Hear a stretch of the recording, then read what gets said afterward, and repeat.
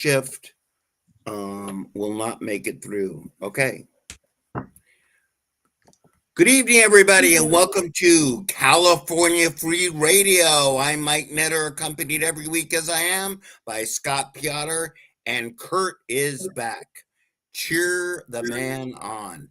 Everyone out there, we are streaming live on my X channel at Netter Mike, on Scotty Piotr at TaxFighter.7 or TaxFighter7, I guess it is, on X, my LinkedIn feed, and in a couple minutes we will be live on the Rebuild California channels also.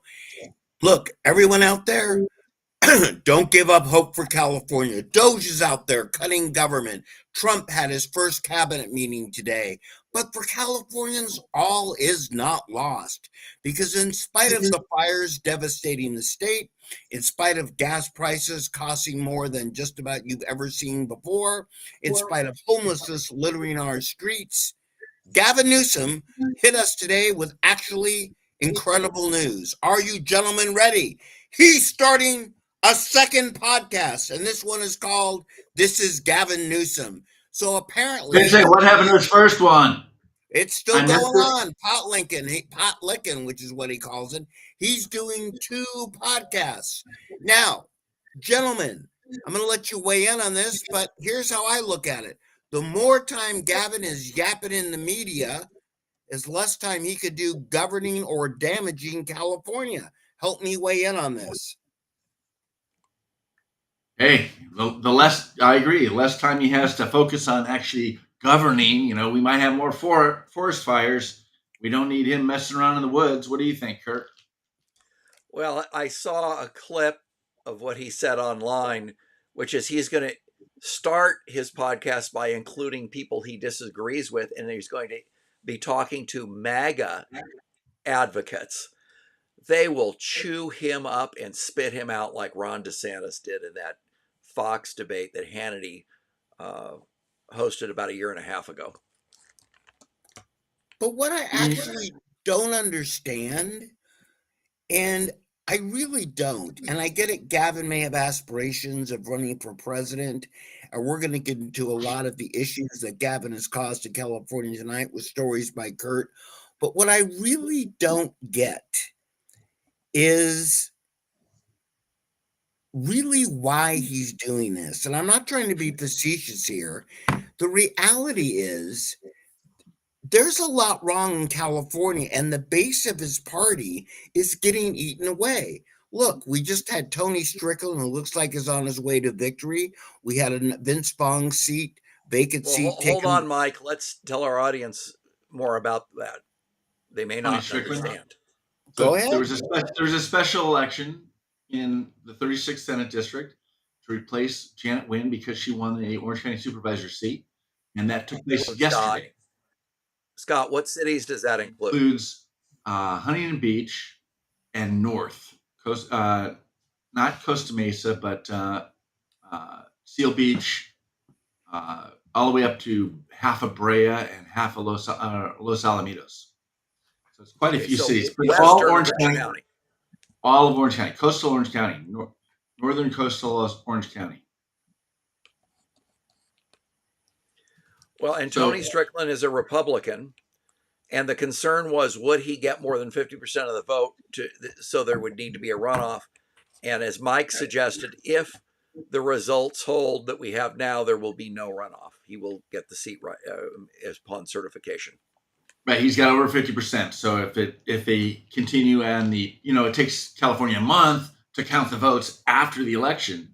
So assuming he survives, they'll try to put some fake ballots in to get him under 50% if we're not careful. They know the number of ballots they need to succeed, and so they could keep him out there and make him spend money and campaign a couple months more. Well, he's got 51.6 right now. It actually touches a portion of Los Angeles, and they haven't officially called the race yet. But the reality is, in California alone, and we've had, and I'm forgetting her name all of a sudden, but one legislature switched from Democrat to Republican last year. We've had Gloria Romero, who is the leader of the Democratic State Senate for about 5 or 6 years, convert to being Republican.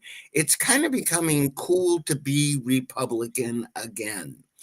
And yes, we need to start bringing Doge to California because, look, guys, where does the money go? The money for the bullet train, we certainly talk a lot about, and the money for the homeless, we certainly talk about. But my buddy Drew sent me an article I haven't even had time to read today about behested payments, the money flowing through California politics on the Democratic side, which is doing almost virtually nothing to help the average life of Californians. Where does it go? And how is it getting handed out to all these nonprofit groups or NGOs, as we now call them? I mean, this has basically become a big bribe payoff system. Yeah, Mike, let me take that one. If you see what the Doge people in the federal government are exposing every day now, what is happening is money that it goes into government is stolen and laundered to give to the allies of Democrats. And a lot of that goes right back into dark money in politics. So I think that when Trump audits all the non-government organizations, NGOs, as he's now said he's doing, that you're going to find massive fraud, waste, abuse, but also money laundering where people were paid money, including something we talked about before the show, where Obama is getting $2.6 million a year in royalties for a bill that he signed. Obviously, there's a conflict of interest there. And so, slow down, Kurt, and break that down for everybody, because you just broke that news before the air. And again, before you do, I want to stress to everybody out there, we become immune to millions, billions, and trillions. But the former president of the United States is getting a royalty for using his name on a bill which technically isn't even called his name. well, let me tell you something about that, Mike. So it's Obamacare for those of you that haven't Yes. figured that out yet. But here's the problem with that. He signed that bill as a government employee. One, it's a conflict of interest for him to sign a bill where he gets paid. If a Republican did that, the media would be screaming bloody murder. Secondly, he did it as an employee of the government. Therefore, the government owns the intellectual property, including the name. So it is theft of taxpayer money to pay him for something he did as an employee. Theft. I think Trump ought to go after him, get the money back. Get the money back. You bet. Let's not forget something, though. The bill technically isn't even called Obamacare. The press nicknamed it that. It's basically healthcare for all, blah, blah, blah, blah, blah, right? The bill isn't called Obamacare. The bill is simply called the Healthcare for Americans. It just really amazes me continuously how the Democrats are carving, the left and the Democrats have been carving money out of America. And which brings me back to something, and we're going to shrink this down to California tonight, everybody.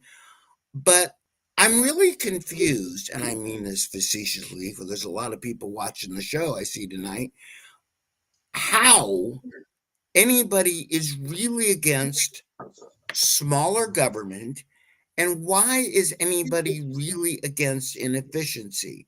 And I mean that facetiously, because if you're a Democrat, I get it. But let's talk about No, that. Mike, they're against it because they're getting paid. It's all about the Benjamins, as Congresswoman Omar says. That's Yeah, why. so they now own government inefficiency. They're fighting for government inefficiency. They own all of that, and of course they're going to the mat on this because, like you said, they're using the government to launder money to get money for them to keep and retain power. How much of that money that Kamala Harris had came through U.S. aid? I can't wait to find out. Kurt, I'm going to throw this another piece of good news, guys. Pam Bondi just announced the Epstein list will be released tomorrow. That's good. I'm proud to say I'm not on it.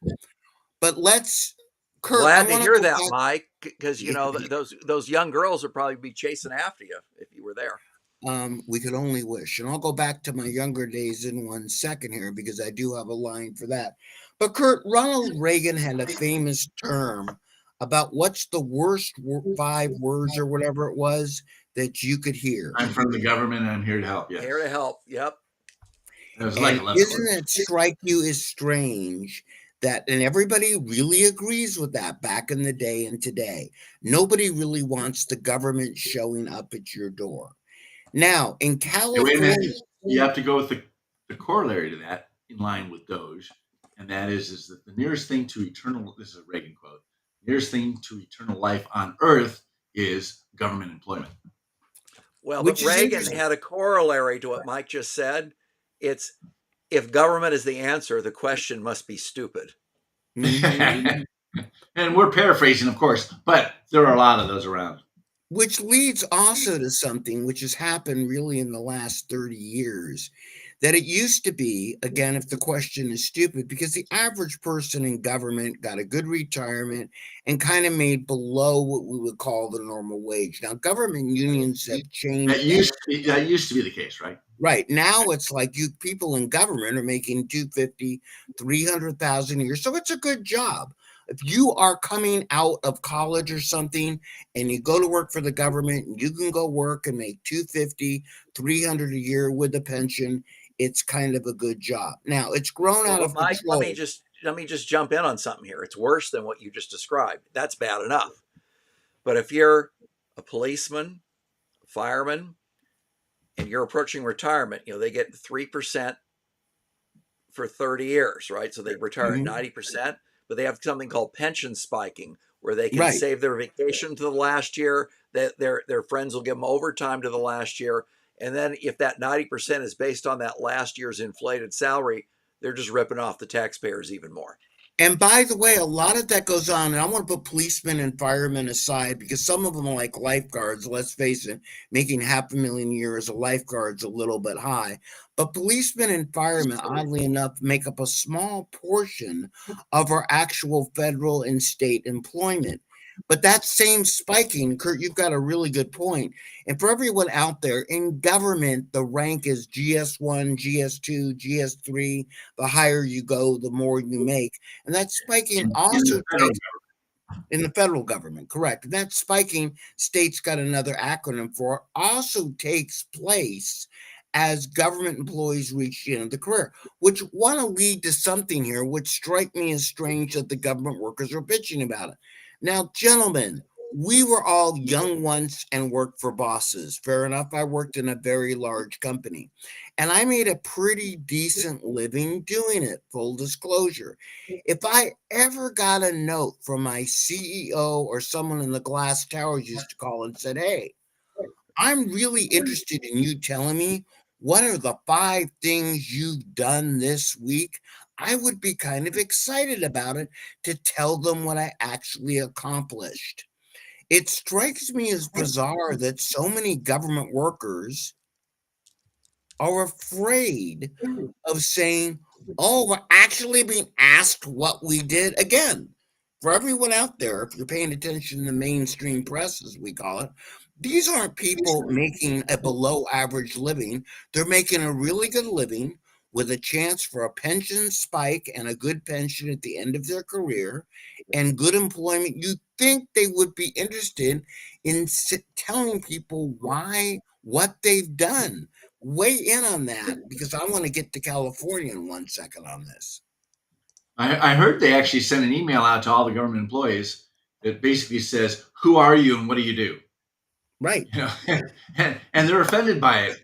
Like you say, if they were actually achieving something, you would assume that they'd be proud to say, "Hey, here's how I am. I work in this department. I do this all week, and glad to be a part of the system." But there are a lot of people out there that are probably getting fraudulent money. They're getting money and paychecks that they don't work for.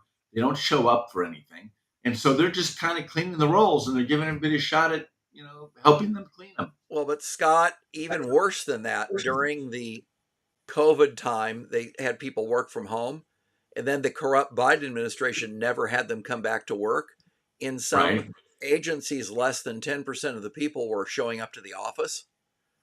And so what Oh, happened and was, half of those were custodial and other people that had to be there to clean that up. right, but then a lot of people got second jobs or started Right. doing other things. If they were smart, they would get paid under the table or do it through a company.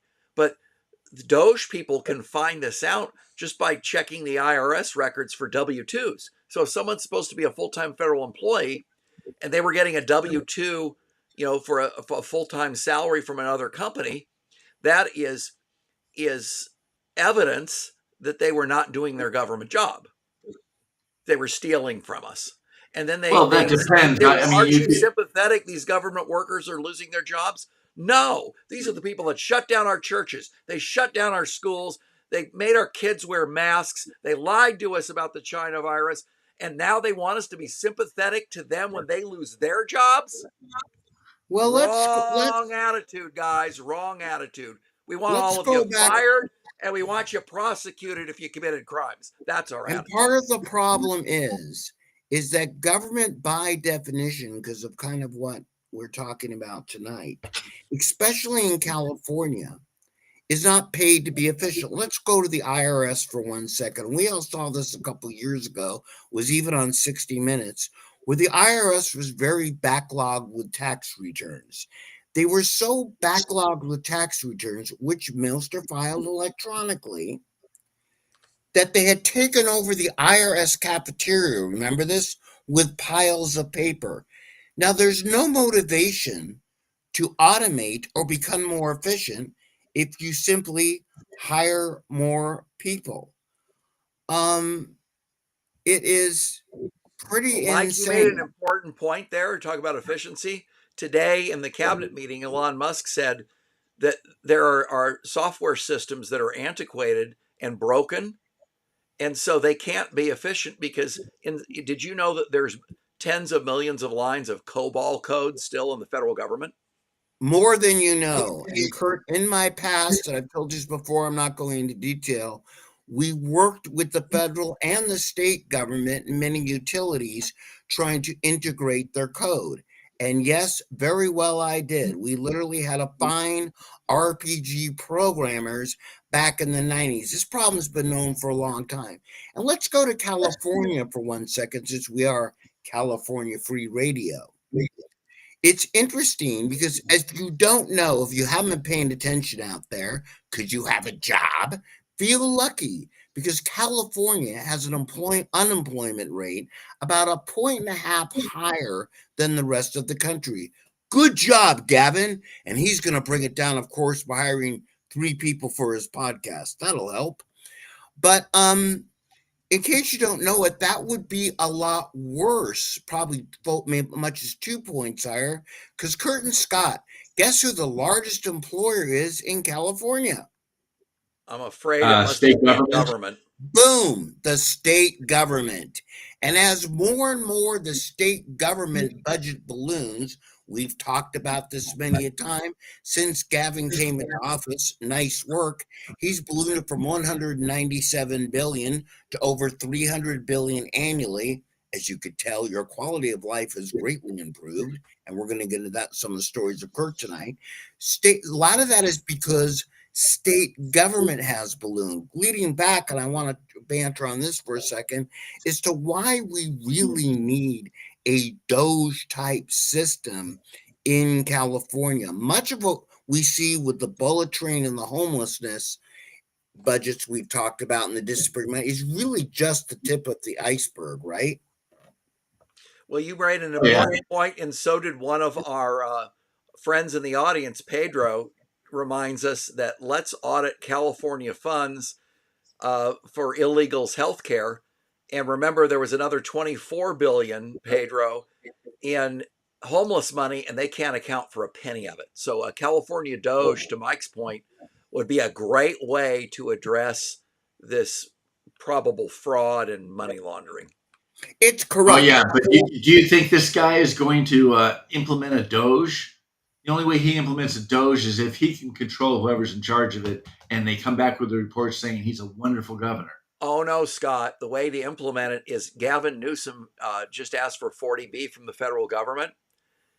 Trump needs to come with a whole load of conditions: ballot security, uh, federal controlled Doge. We control the money and we have a receiver because we don't trust you to spend it, Yeah, no and a whole bunch of DEI. other things. And if he doesn't want to do that, no federal funds, no problem, Gavin. Same thing to the governor of Maine. Well, let's talk. Scott and I were talking earlier today. Look, why do you think the left is so scared of what is happening? Why are they so scared that the lid is being taken off and we actually know where our money goes? Why do you think that's frightening them? Scott, I'm going to roll to you. Are they really worried about massive climate change, that the weather will change from season to season? Is it possible that Death Valley, and I'm going to make a prediction this year, this may be against your conservative values. Are you guys ready? That it is going to be expletive deleted hot in Death Valley come summer. And it may be slightly hotter than it's been some other years, and it may be slightly cooler than it's been some other years. And I think certainly we have people studying to find out some years it's really hot and some years it's really friggin' hot. But Scott, what do you think really scares those people about them opening up things like the farce of climate change? So, they have a couple of sacred cows. We've hit a lot on the DEI. The amount of money that's being spent on DEI is ridiculous. How many people there are, the salaries that they're paid, and it goes all the way down to your local school board. One of the other sacred cows is climate change and the climate change hoax. They have to keep the hoax going, because if you're not afraid that the planet's going to explode, die, or whatever, and that we're all going to starve to death because things won't grow, then they lose all of this money that they're getting in this machine, which I'm sure is just a laundering operation to basically keep them in power, right? ProPublica. ProPublica is an uber left organization. They portray themselves as a investigative journalism, and it's all left wing gobbledygook. But they came out with this thing on climate change, and their headline was Trump order shifts the financial burden of climate change onto individuals. I'm sorry, if the climate was actually changing and it was going to be detrimental to us and we had to pay to fix it and do something, there are only individuals to pay for it. I don't care what these idiots say about corporations and big business and Exxon Oil and all these other companies. Guess what? They don't have any money if we don't give them money. So eventually the payer, us, the user, the guy that buys a gallon of gasoline at twice the amount of money in California than any other state, we're the ones paying the bill. And that's a sidebar. But the financial burden of climate change, here's what Biden did.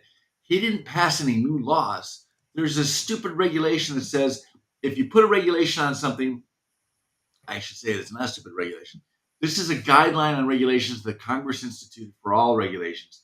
And you have to consider the cost of the regulation. And if the cost of the regulation is higher than the benefit, then you can't do it. And so Congress put those kinds of controls on the executive branch just to stop those kinds of things. So what did they do?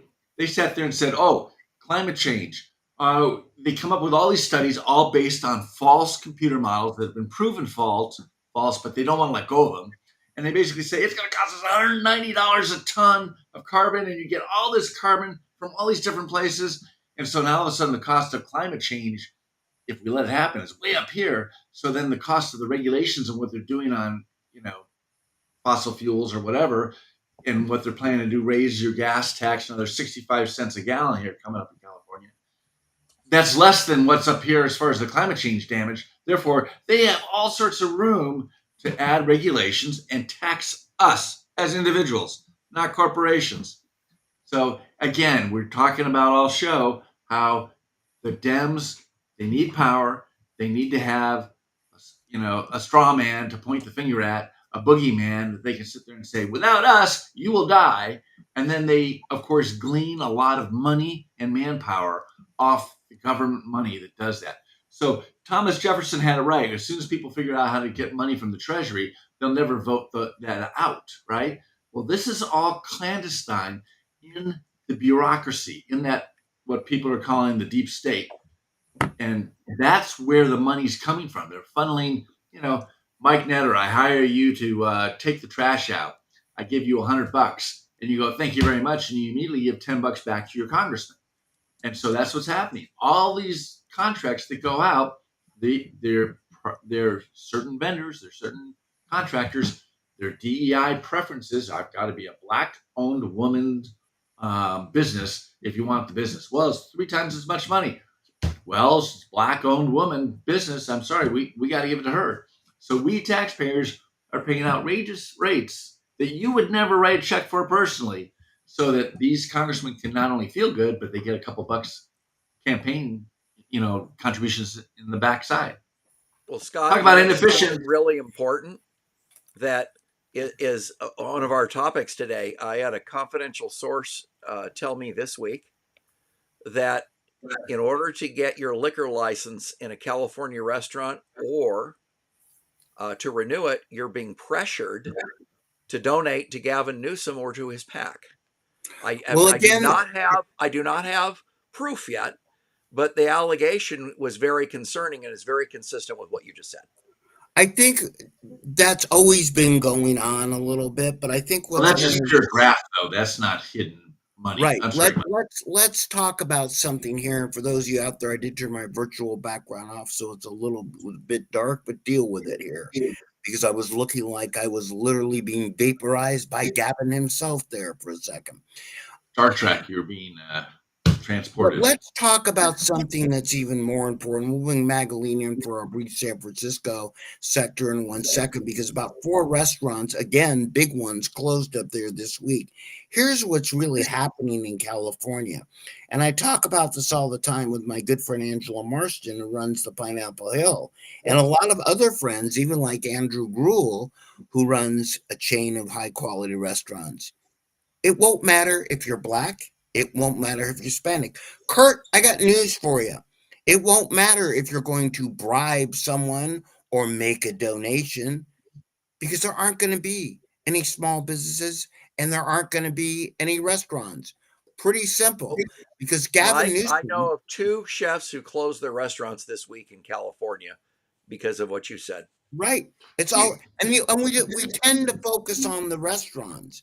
But I often say, and I said this during COVID, and I want you, everybody, when you go to your local strip mall, when you go to your local this, when you go to your look of that, the new political slogan in California is "for lease," because you see signs everywhere. And wait a minute. The other one is going out of business. Going out of business. Well, going out of business comes, but for lease tends to hang along a lot longer. True. The reality is that the regulations in California, Kurt, we're going to talk about insurance after we bring Magalina on, but everything. We forget something when we talk about high crime and we talk about smash and grab and homelessness. But when we talk about insurance, for most of you watching the show out there, it's the insurance on your house. It's the insurance on your car. But be aware, this is a shocker, when you're in business, you have to have insurance too. And if you have a brick and mortar and there is crime running rampant around you, and there are homeless people on the street in front of your business that cause crime running rampant around you, and the laws of California favor the criminals themselves, your insurance that it costs to cover everything from liability to your employees, this just in, goes up tremendously. And that's not a cost you see it when you're now paying $15.95 for a taco that used to cost $2. But it's not just the cost of labor that we talk about. It is literally the cost of business in California being driven up to the point where instead of the cost of business being driven up, businesses are being driven out of business. In San Francisco, and I'll bring in Magdalena for the brief segment here, is certainly the poster child for what is happening, wouldn't you say? Because it is a small, concentrated city where, and you don't think of San Francisco that way, guys, but you don't go into San Francisco for the day much anymore. You either live there or you don't. Go ahead, Scott. I think you're right, and just as Trump on the day that he was inaugurated signed an executive order changing the way that carbon regulation was calculated virtually down to zero, which basically means all these other regulations are going to go away.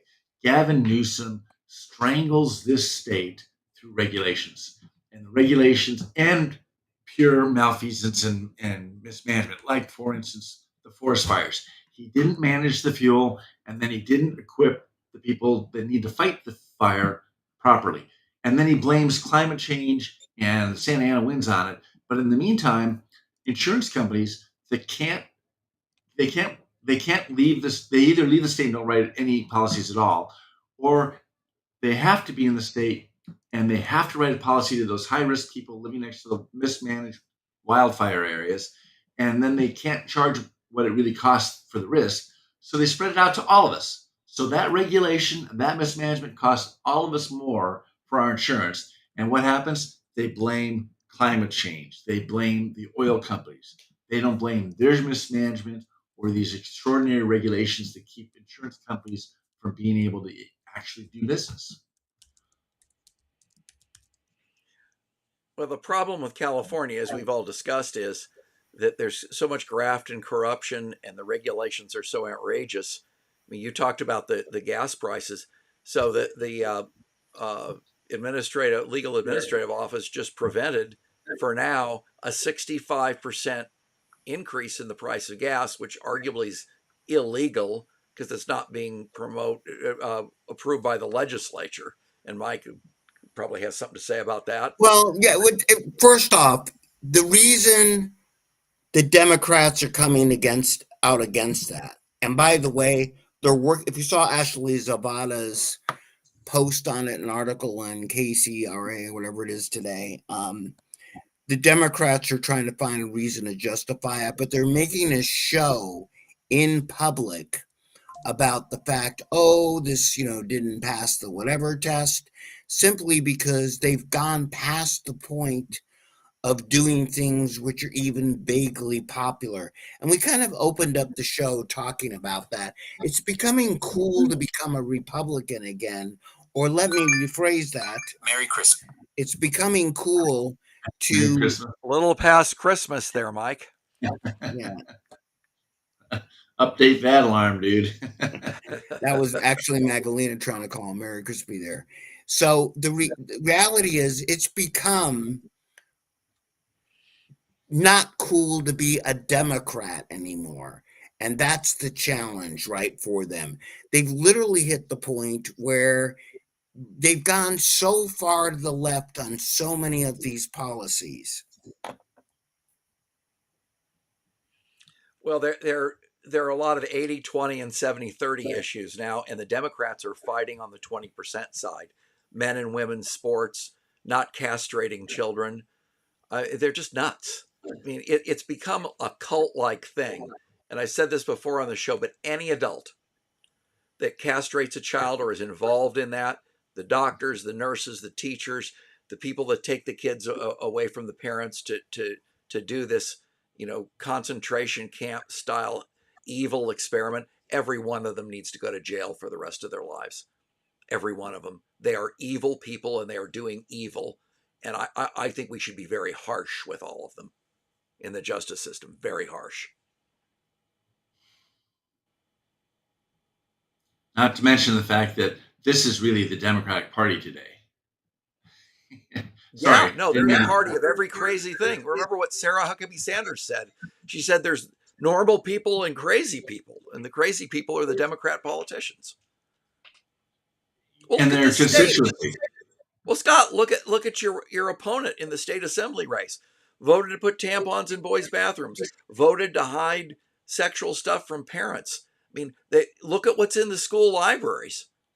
I just talked about that yesterday on another program where they are putting instructions about anal sex in books that are in elementary schools.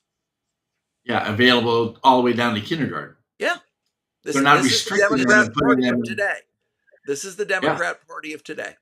And remember last year we talked on our show about the increases in water and electricity and all the utilities. Democrats are just piling on taxes and fees so they can launder the money and give it to their friends.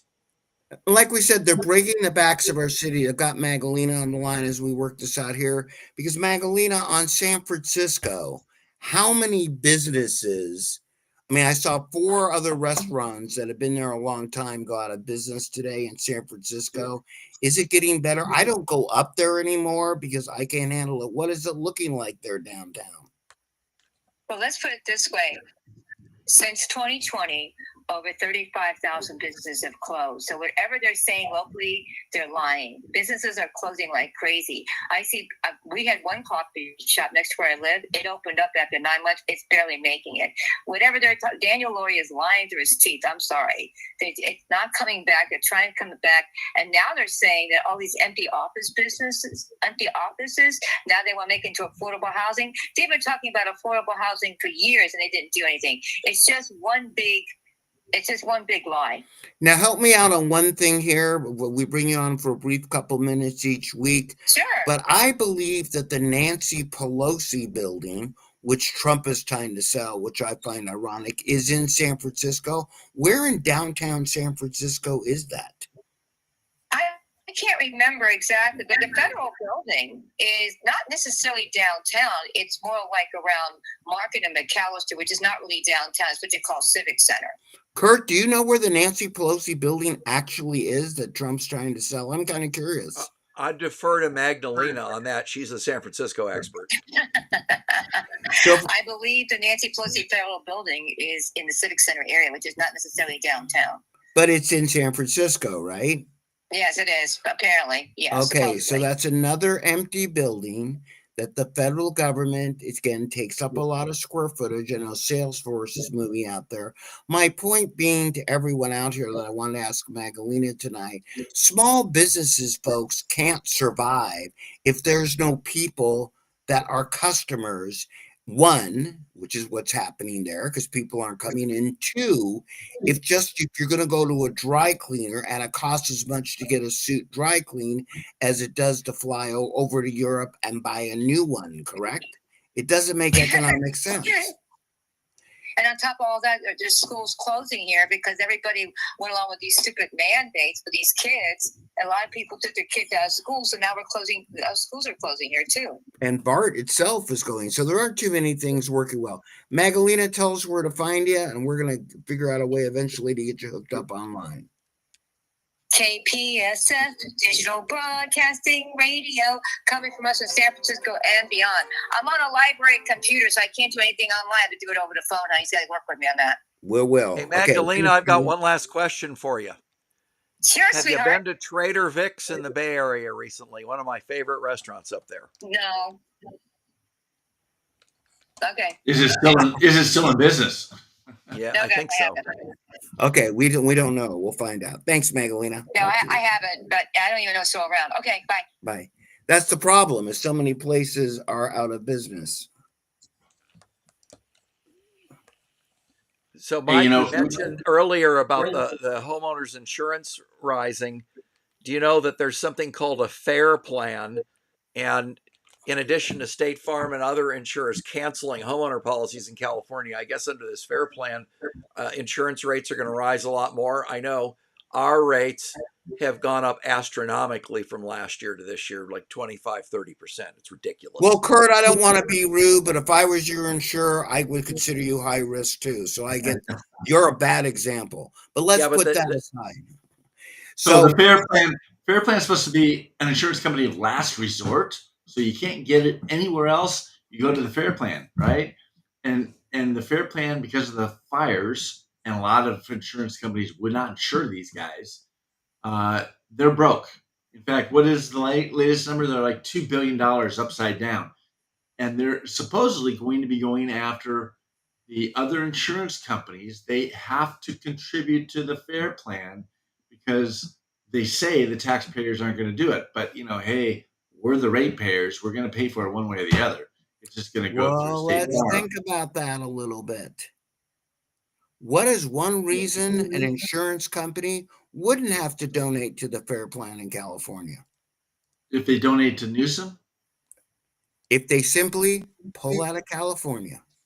altogether, yes. And that's what's happening. And for everyone out there, going back to why Doge is a good idea and big government's probably a bad idea, is that when the government with insurance, with so many things, grows larger and larger, not only do these people justify their jobs by lack of technology, but they need, by definition, more regulations to enforce.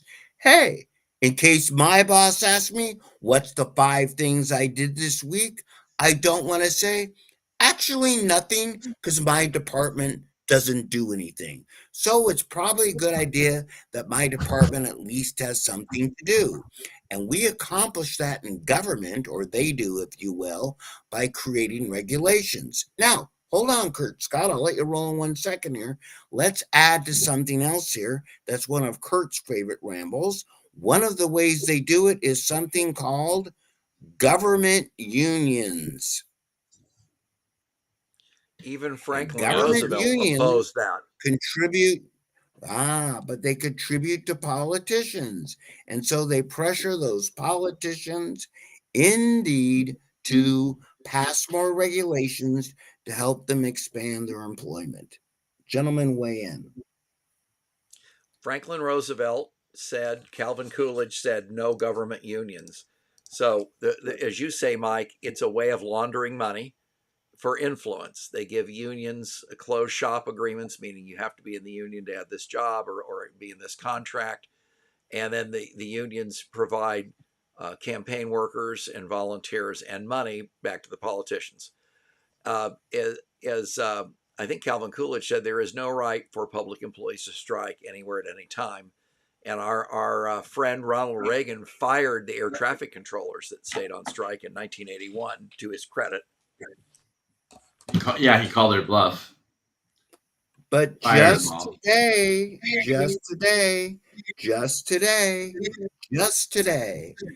the liberal workers of the UC system, so concerned with aid getting cut off to people who are poor, with disease research, sickness research, if you will, being cut off.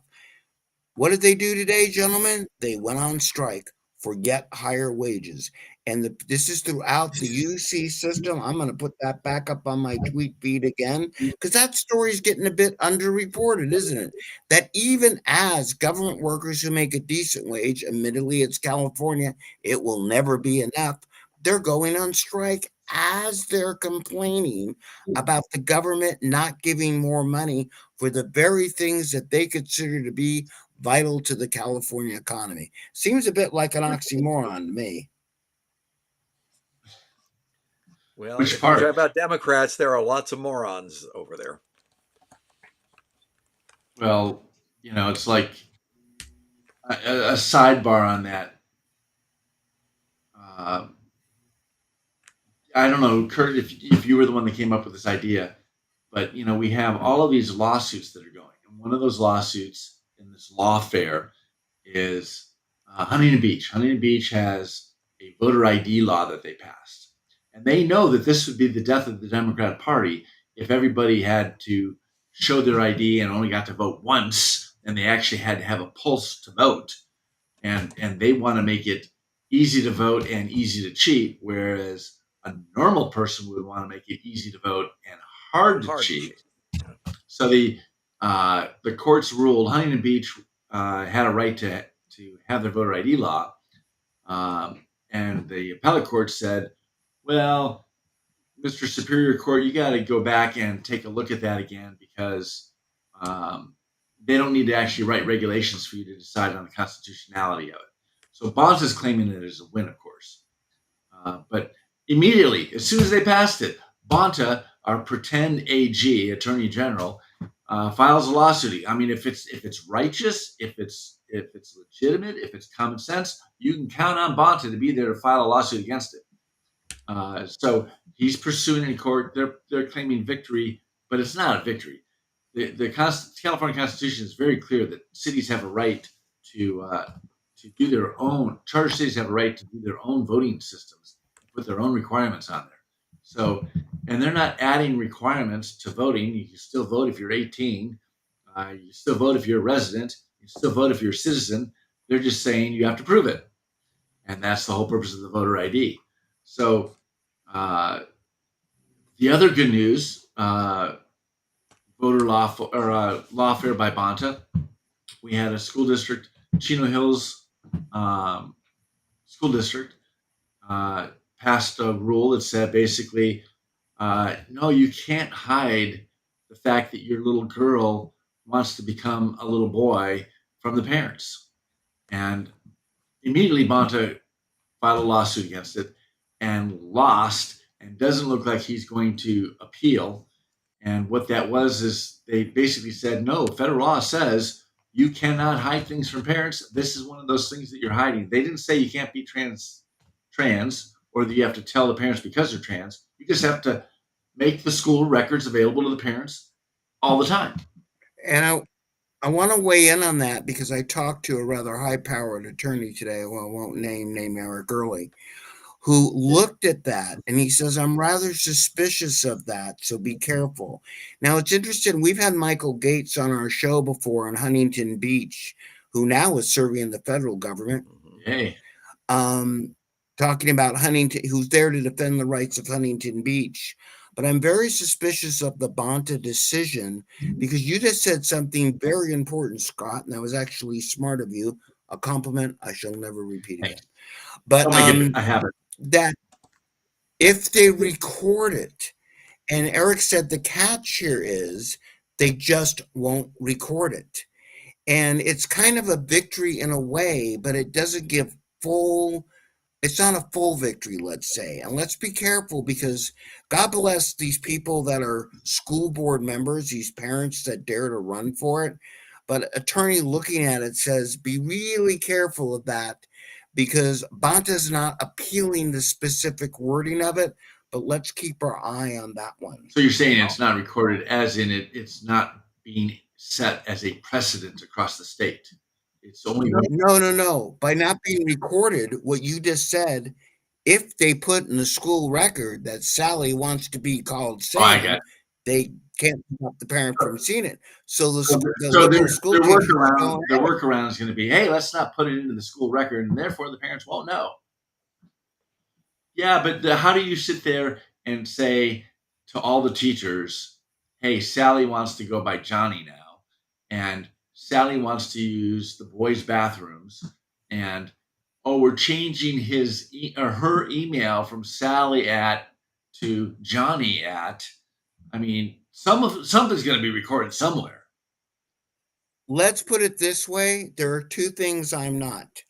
One is an educator, and the other one is a lawyer. Okay, and looking at this, Eric looked and found some. And God bless Eric Early, by the way, has run for office and a friend of mine run for office a couple times is still a friend of mine. I should rephrase that.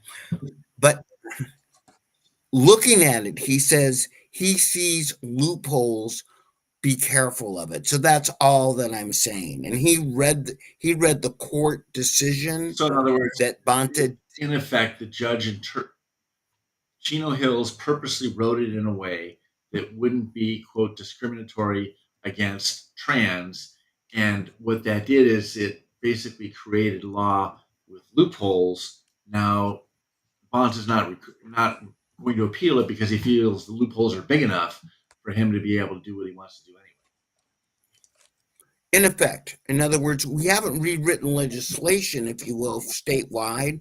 So I want to state for everybody out there, it's a battle we can need to continue to fight, kind of like voter ID in Huntington Beach, right? We have a victory on a battlefield. We haven't won the war. And that's all that I'm really trying to stress here. Do you know what I mean? We have a victory in one school district where they went, but it's lawyers that are shark and it's sharks in a tank. All due deference to my lawyer friends. These are the state guys. And I just want to approach that one with a little bit more caution after a couple conversations today. It is indeed a victory, but I want to stress it's not total victory on this one. Look, there's a lot to fight in California. Kurt, let's run that, Kurt, next some of these other stories. So one of the things that Kurt had pointed out we're talking about lawfare and we're talking about how it applied in California. But one of the other things that they're doing lawfare on, there's literally 70 to 100 cases across the country on different things, from DEI to firing employees to making them respond to emails, justifying their jobs, whatever. That you create kind of a task force, right, Kurt, where you sit there at the DOJ, and if one of these idiot uber liberal judges decide to be activists in his rulings, that you'd have a task force that would jump on it and appeal it right away and make sure that none of that just hung around at all. Well, what's interesting about all that is, there's these judges that we've talked about that have conflicts of interest because their wives are getting, or husbands are getting, money from the federal government to run NGOs, so they're getting laundered money, and they're issuing injunctions against Trump doing this or that or cutting this or that. But now there are members of the House willing to introduce impeachment resolutions, and I think it would be very interesting if the Department of Justice had a criteria to evaluate judges, and to say this judge engaged in conflict of interest behavior, we are declaring, the executive branch is declaring the judge incompetent from our perspective, and we're instructing the Department of Justice to ask for a recusal and a transfer to a competent judge for all of our cases that are before this incompetent judge. And I think it would provide political pressure that most judges don't have the fortitude to endure. Well, let's flip that. Go ahead. Hold on one sec, Scott, if you don't mind. Let's flip that a little bit, and you two gents can discuss it, because we're going to put this out in Netter News, which, by the way, you might want to subscribe to. Kurt, you've been to put out one of the stories. Mike, you got to tell people how to find it. You got to go to @NetterMike and subscribe to the Netter News. Or you could just simply Google Netter News and it will come up. And if you don't know where Google is, I can't help you. But you could Google Netter News and it will come up for you, Scott. I mean, Kurt, whoever the hell you are. But let's talk about a story that you talked about today where you might consider some judges corrupt. But certainly Bass and Newsom rotating back to California. And O'Keefe put out they kind of knew what's going on, that there were going to be fires in Pacific Palisades, and the mainstream press was told to shut the beep up about it, even though these conversations are pretty much recorded on email. When are politicians so inept they are corrupt and evil? Because Bass and Newsom certainly look like they fall in that class. Well, and there's a related story about Channel 11 News in Los Angeles. The reporters were told by upper management not to discuss the scandalous Karen Bass phone call, and you guys might have an opinion on that. The scandalous call? She's only got one? Which one are we talking about? The one about the fires and going to Ghana and all that. My opinion of that for Channel 11, quite honestly, it was able that story I take as a mixed bag, because not publishing that gave Alex Michelson the ability to pin her mayoralness or whatever she is to the proverbial whatever metaphor you want to use in a great interview he was able to do. And if that had been put out by Fox ahead of time, they probably wouldn't have had the opportunity to do that interview. The rest of the press didn't have, when I'm talking LA Times and the rest of these, has no reason not to report this. Alex Michelson made a great comeback with Channel 11. And for everybody out there, you really should watch that Bass interview because there are no words. And I don't mean you'll watch it and have no words. I mean, Bass had no words, literally had no words. And She could. she She had couldn't no explain words. it. She had no words coming back from the airport. She had no words. And maybe that should be her campaign slogan if she's stupid enough to run again. I have no words. We're talking about lawfare. Okay, I've been meaning to ask you this. So this is semi-related.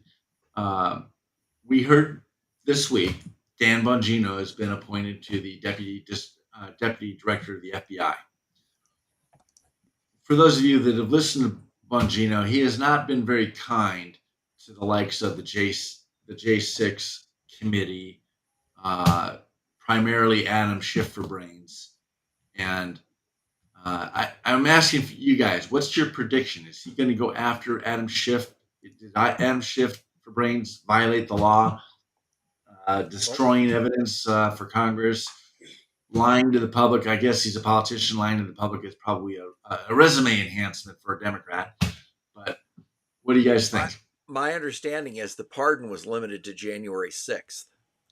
It's not limited to him declaring that his primary residence in 2 mortgage applications, one in California and one in Maryland.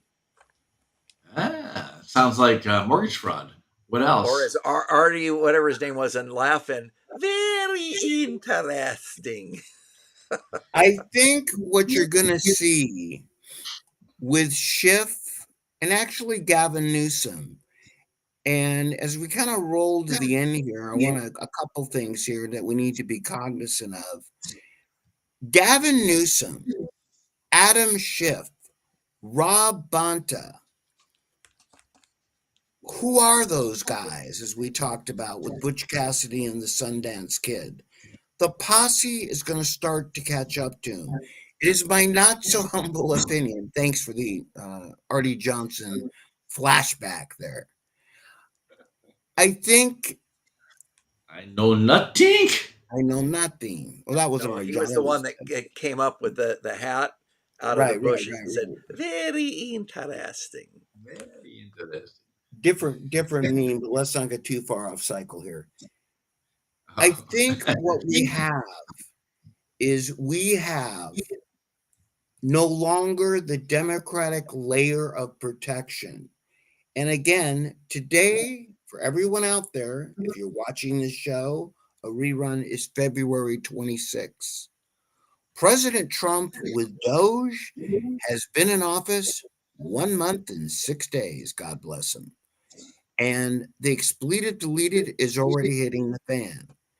And if you don't think there's a lot of Democrats who are making plans to buy possibly a house out of the country, you probably would be wrong.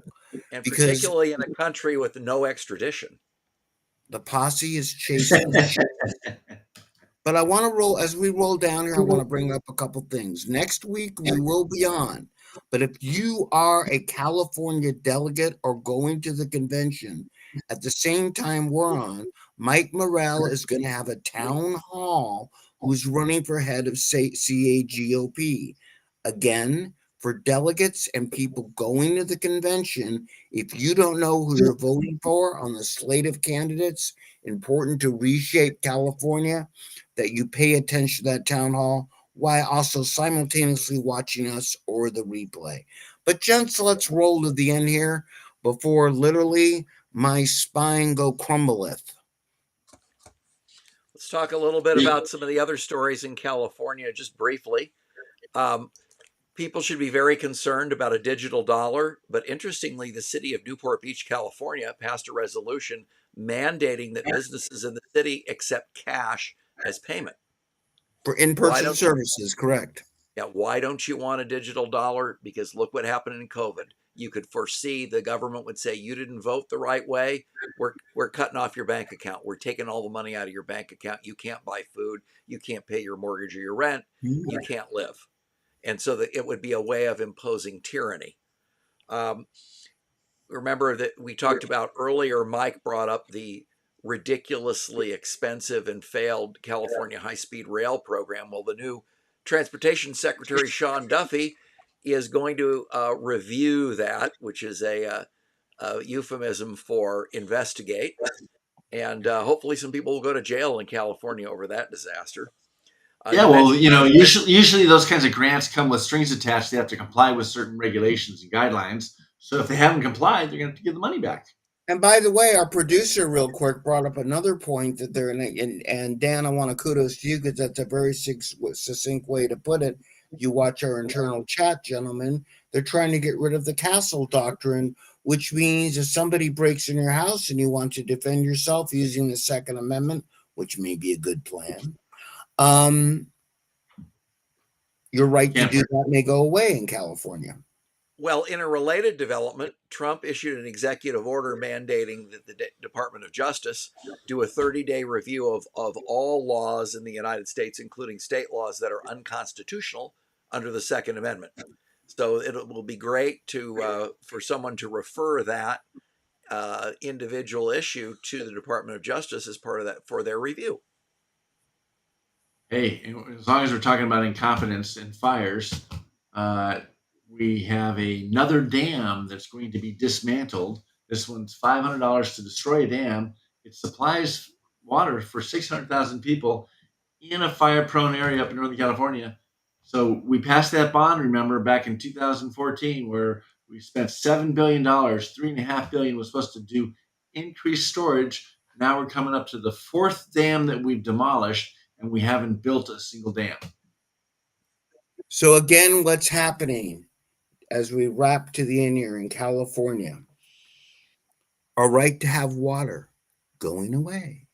Our right even to have clean electricity. No, I'm not going liberal, which is powered by hydroelectric dams, going away. The right to carry arms in the Second Amendment, they're trying to strip away. The right to control our kids, they're trying to strip away. But gentlemen, there is hope. Oh, you mean because apparently Kamala Harris is going to run for governor? Oh, you said hope. No, Gavin. Oh, I thought you said dope. I thought you said dope. I'm sorry. That's okay. Gavin Newsom is starting a second podcast. And I challenge Gavin Newsom or any of his handlers, and you do watch me, I know from time to time because I get those messages to you. How about putting us on that show with Gavin? If you really want an opposing point of view, and Gavin Newsom, as we roll down tonight, we welcome you on our podcast. Let's do a reciprocal invite. Yeah. Well, you know what? It could be reciprocal. We don't even have to go on your podcast. But Gavin Newsom, we challenge you not to let people into your lion's den. Why don't you come into ours? Gentlemen, we'll be on next week while Mike Morell is on his town hall. But for everybody out there, kind of important that we do take every inch of California back, one podcast at a time. Wrap it up. Hey, this is California Free Radio. We're behind the blue curtain, bringing freedom to California.